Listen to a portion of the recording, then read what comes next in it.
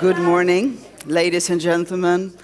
My name is Annika Dopping, and my passion as a senior TV producer has always been to find and convey human progress in any form to as many as possible. So the moment I heard about this auspicious assembly, for the first time ever, was going to meet in Stockholm to explore whether complex systems adaptive science could help our endangered species survive in these very troubled times and help us change course to a sustainable one.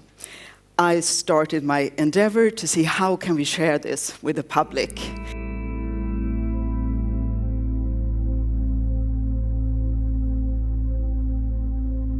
We're on the way to a mass extinction. A mass extinction is 75% more of all species going extinct. There's been 5 in the past 550 million years. The biggest is the Permian. 97% of all species went extinct. How big is this extinction event going to be? Frankly, we haven't the faintest idea. None.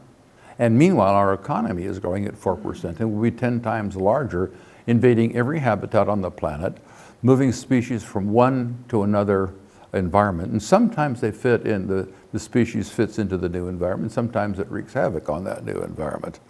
The recovery from a mass extinction isn't in the thousands of years, it's in the millions of years, and we're not going to survive it. I work in the area of climate and green finance.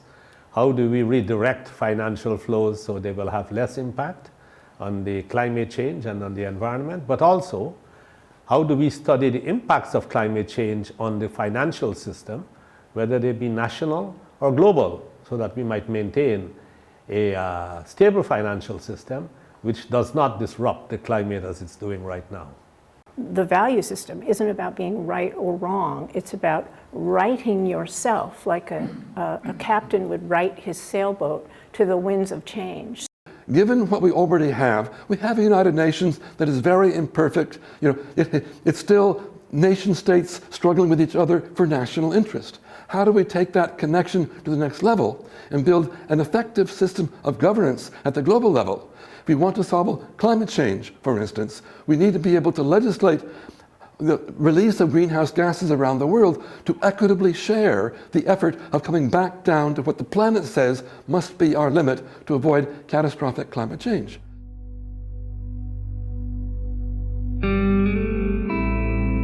I'm Erik.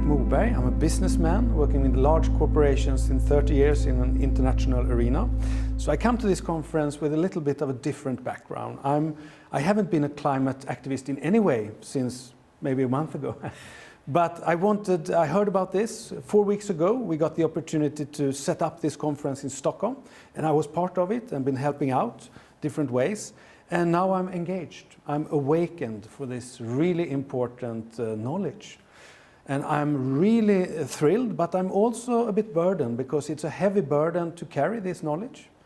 I learned a lot during this conference, and it's really a serious situation at hand.